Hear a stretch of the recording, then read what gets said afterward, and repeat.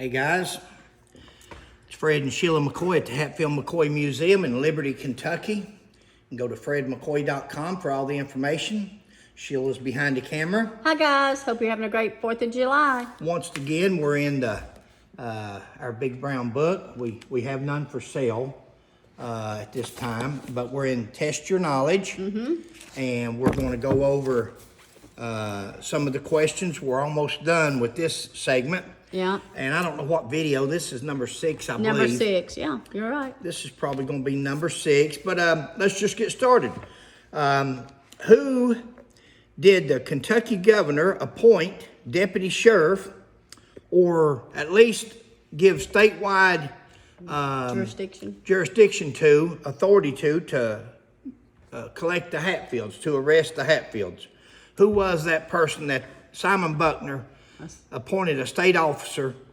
What was his name? I'll give you a couple of seconds there. You can pause your TV or computer and think about it, or we're getting ready to give you the answer right now.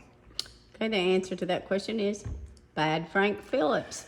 Bad Frank Phillips was appointed by Simon Buckner and given statewide jurisdiction. In fact, he was the you could call him the first state police officer we ever had here in Kentucky. The Kentucky State Police wasn't established until 1948, so this was way before that. So this is the first person ever in the state of Kentucky to have statewide law enforcement authority. Pretty cool. In fact, he went over into West Virginia and used that authority as well till the Supreme Court ruled differently.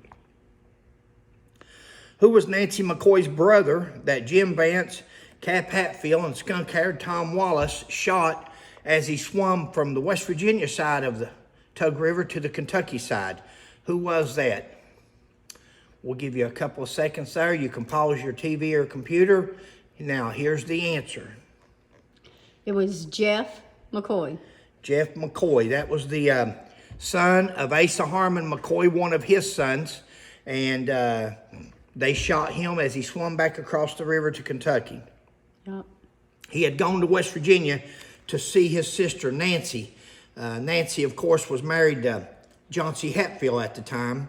And he got over in West Virginia, and he got into an argument with Cap Hatfield and so forth. And they said they were taking him to turn him into the law, and they took him out and killed him, shot him.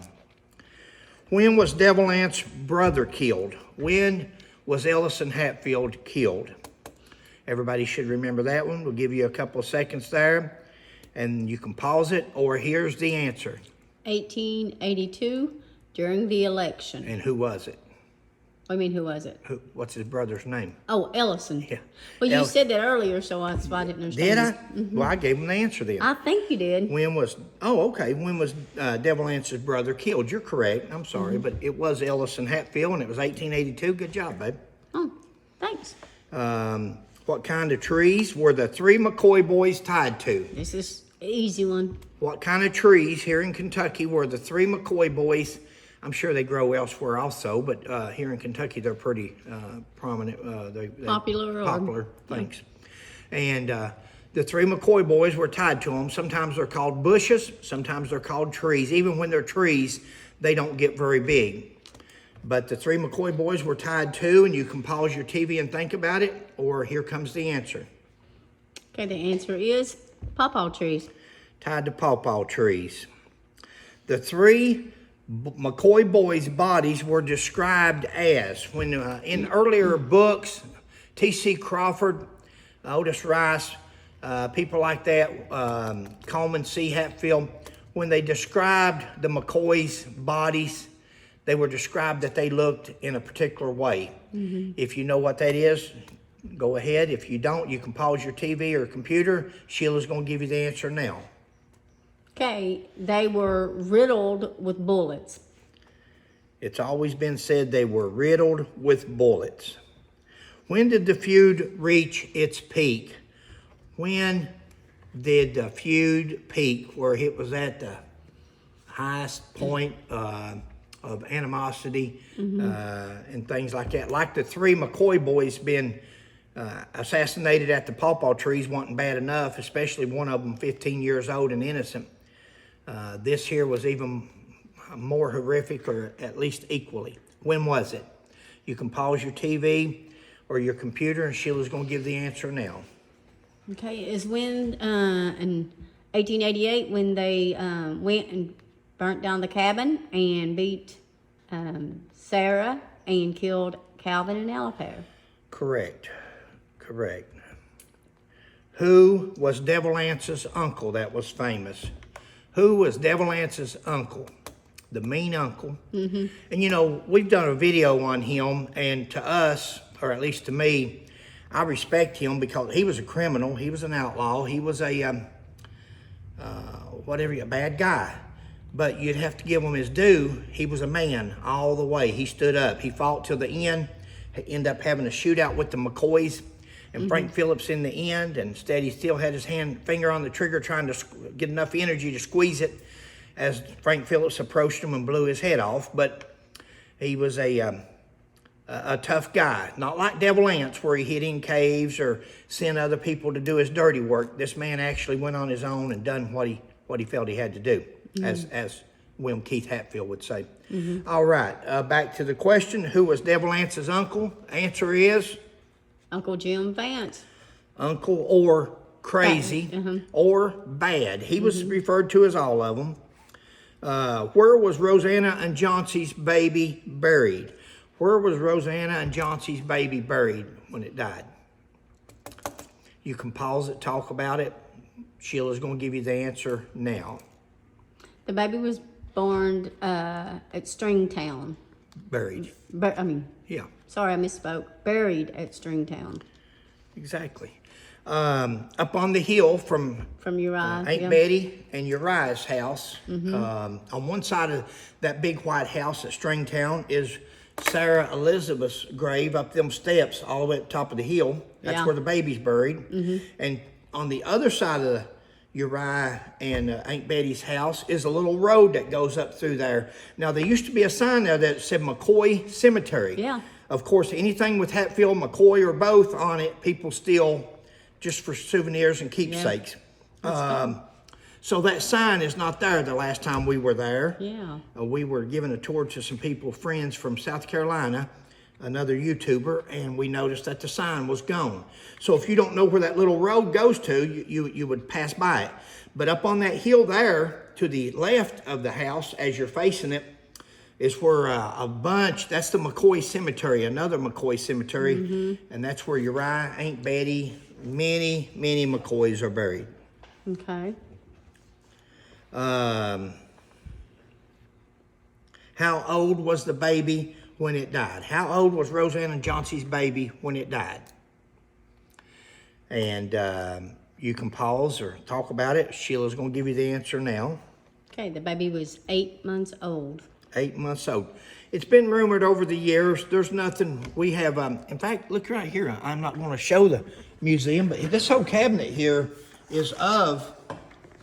There's the only photo, whatever them things are called, tins, of the baby that anybody's ever known of. That is actually a Roseanne and Sarah Elizabeth. That's a side saddle that she rode to get Devil Anse. That was on her horse.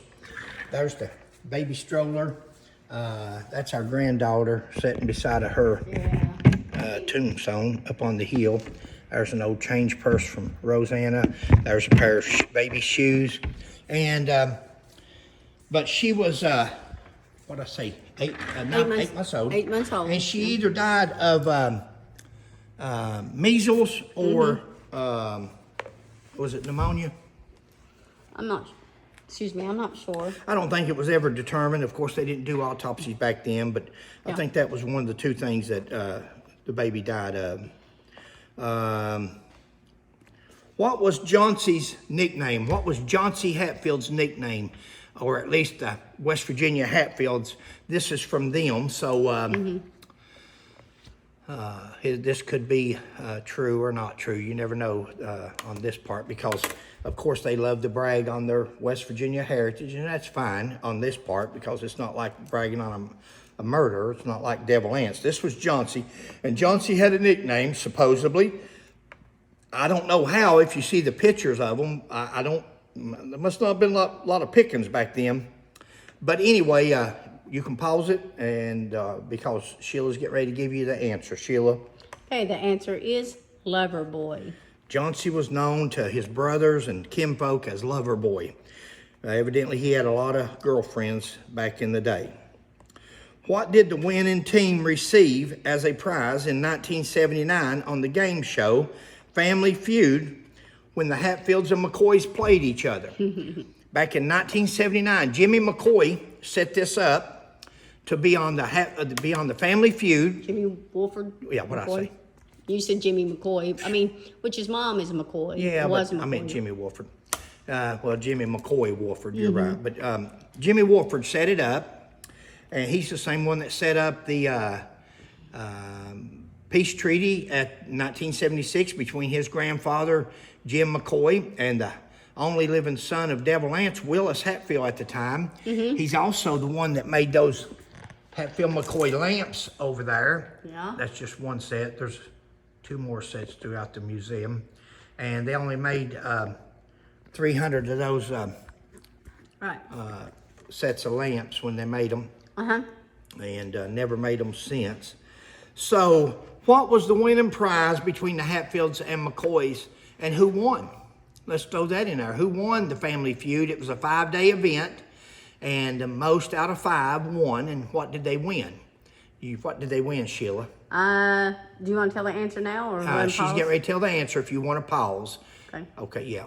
They won a pig. They won the pig, and the winning family was actually the McCoys. Okay. It was 3-2. The Hatfields won 2 days, and the McCoys won 3. And they had a live pig out there in like a crate. Yeah. Or something that you could see. Yeah, they had a live pig. Yeah. Who did Nancy McCoy marry after her brother was killed? After her brother Jeff was killed on the riverbank, she left Frank Phillips, and who did she marry then? I mean, she left Johnsy Hatfield. She left Johnsy Hatfield. I don't know where that other name come from. I don't know either. I think I just gave you that one. She was just married twice. Yeah, well, she married Frank Phillips. Yep. Whoops. How old was Devil Anse when he died? How old was Devil Anse Hatfield when he died? You can take a minute and think about it. Sheila's getting ready to give you the answer now. Okay, Devil Anse was 82 years old. What? How much time are you on there? 12:44. Okay, you can stop it there.